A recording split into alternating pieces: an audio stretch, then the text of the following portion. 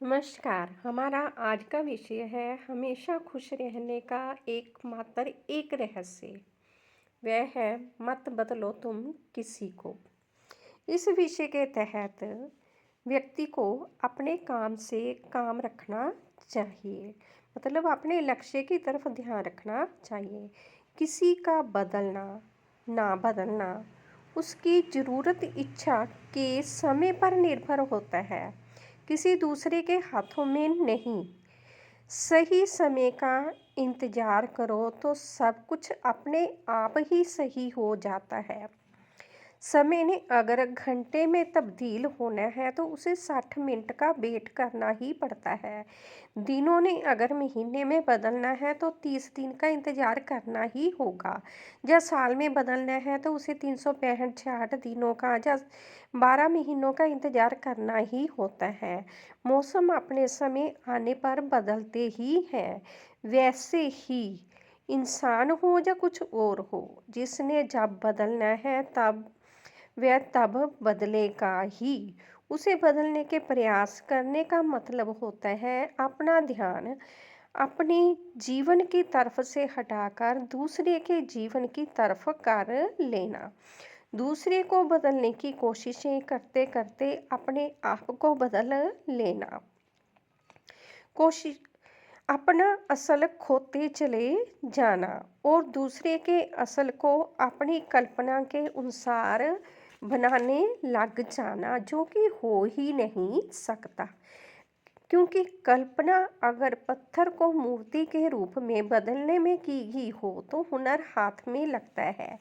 क्योंकि पत्थर चोट पर चोट खाते चला जा रहा होता है परंतु शिकायत भी नहीं करता। उसे तो उल्टा खुशी महसूस हो रही होती है कि कोई उसे सबसे भिन्न बनाने के प्रयास में है और ऐसी भिन्नता उसका महत्व बढ़ाते चली जाने वाली है। कल्पना अगर निर्जीव को सुंदर बनाने की हो तो हर व्यक्ति अपना नाम भी काट जाता है और पहचान भी बना जाता है, क्योंकि वह ऐसा कला कौशल सीख रहा होता है जो बहुत के काम आने वाला होता है और वह एक निर्जीव में जान भी डाल रहा होता है, क्योंकि अपने मन के सही अच्छे भाव पा रहा होता है। परंतु अगर एक इंसान होकर दूसरे इंसान को बदलने लग जाना तो ये गलत ही साबित होने लग जाता है। वह भी सिर्फ अपने लिए।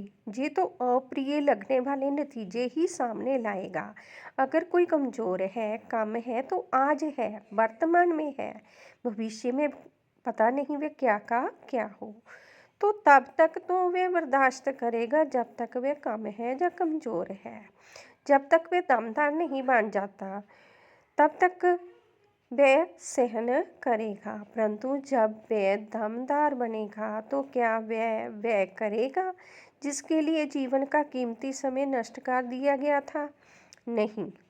इंसान के मामले में तो ऐसे रहो कि जो जैसा है अच्छा है।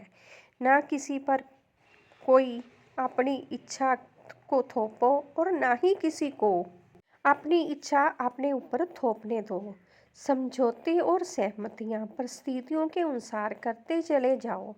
हाँ और ना की परवाह बराबर करते चले जाओ और कराते भी बराबर चले जाओ। देना लेना समदृष्टि से करते चले जाओ। फिर भी अगर कुदरती रूप में कुछ फर्क दुनिया में मिलते हुए दिखाई दे रहे हैं तो ये भाग्य काल का चक्कर है। मतलब जानबूझ का फर्क जो वर्तमान में मिल रहा है, भविष्य में वह एक मजबूत कड़ी बनकर आपके सामने आपका भला करते कराते हुए मिलेगा। और जो कुदरती फर्क होगा वह कर्म अनजाने में मिल रहा होगा, वह कर्मों का परिणाम भुगतान कराते हुए जा रहा प्राप्त होगा। व्यक्ति ने तो अपने आप को रुष्ट होने से, असंतुष्ट होने से, दुखी होने से बचाने के लिए कुछ न कुछ अच्छा देखते चले जाना होता है, अपने काम से काम रखते चले जाना होता है। क्योंकि अगर ध्यान अपने जीवन को बदलकर वैसा बनाना है जैसा व्यक्ति चाहता है तो उसे अपने आप के लिए बहुत ही अधिक समय चाहिए होता है। अपना भाग्य अपने हाथ रखने वाले को इस बात का ध्यान रखना होता है कि हमेशा ही वातावरण ज या समय ज़रूरत पड़ने पर अनुकूल परिणाम देते चला जाए, और वह तब संभव है जब व्यक्ति बहुत कुछ ऐसा अनदेखा करता चले जाता है जो भविष्य में आड़ पैदा करके अड़चने खड़ा कर सकता है। व्यक्ति अगर सभी को वह देता है जो सभी को खुश कर देता है, खुश करता चला जाए, आगे से भी, पीछे से भी, ऊपर से भी, नीचे से, दाएं और बाएं से भी, तो सब सही ही रहता है। हाँ, अगर उसे महसूस होता है कि कोई उसके लिए दुख ही चुनते जा रहा है, तो फिर दूरी बनाए जाए। ऐसी तकनीकें कि उससे जितना कम वास्ता हो सके उतना ही अच्छा है, परंतु किसी को तंग करने लग जाना, वह भी इसलिए कि मुझे दुख ना दो, परंतु मुझसे दुख जरूर लो, क्योंकि मुझे तुमसे खुशी ही चाहिए, और उसे बदलने लग जाओ भी। जब तक तुम बदल नहीं जाते तब तक तुम्हारे पीछे पड़े रहूंगा, क्योंकि मुझे तुमसे खुशी चाहिए और हर हाल में चाहिए। दूसरों से अपने सुख लेने की जिद के पीछे पड़ जाना, ये तो वक्त बर्बादी ही होता है, इसके अलावा और कुछ नहीं। क्योंकि ऐसी जिद अगर कुछ देती है तो वह सिर्फ मानसिक तनाव ही देती है, दोनों तरफ की टेंशन ही बढ़ाती है, तो जीवन एक कशमकश हो जाता है, जिसका नतीजा ये होने वाला है कि अगर कोई जीत भी जाता है तो भी मन भावन सुख प्राप्त नहीं कर पा रहा होता, क्योंकि सुख सुख देकर नहीं लिया गया बल्कि दुख देकर लिया गया होता है, तो सुख सुख प्रतीत होता ही नहीं है। वैसे भी जबरन हासिल किए गए सभी सुख, चाहे वे किसी भी तरीके से प्राप्त किए गए हों, चाहे प्रेम की आड़ में लिए गए हों, चाहे किसी के मोढे पर तलवार रख कर लिए गए हों, चाहे कुछ भी करके लिए गए हों, ऐसे जबरन सुख जब कीमत चुकाने का समय आता है तो 3 गुना अधिक कीमत चुकानी पड़ती है। ऐसे कर्म तो जो ना देखे तब तक ही भले रहते हैं, मतलब इसके परिणाम आने से पहले तक व्यक्ति अज्ञानता में मनमानियां करते जा रहा होता है, जबकि दुनिया में कैसे चलना है ये एक गंभीर विषय होता है, और दुनिया जो दे रही होती है उसे गंभीरता से नहीं लेना होता, क्योंकि देखना पड़ता है कि सामने कौन है। हद से अधिक समझदार है तो रणनीति से कार्य लेना ही चाहेगा, इसलिए उसकी रणनीति को कैसे नाकाम करना है इसके बारे में सोचना होगा। अगर कोई हद से कम समझदार है तो वह बेवकूफ़ी करते हुए ही मिलेगा, उसे पता ही नहीं वह क्या कर रहा है क्या नहीं।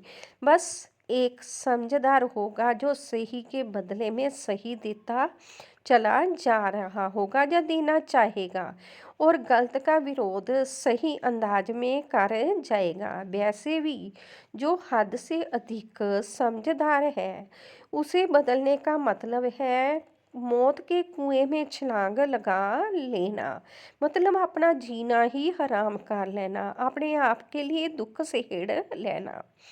और नासमझ को बदलना तो पल भर के लिए ही रहता है, जैसे बचपन बचपन को समझाना, जो कुछ पल कुछ दिनों के लिए सही मिलेगा, परंतु फिर वही की वही हरकत, वही शरारत, वही हालात सामने देखने को मिल जाएंगे।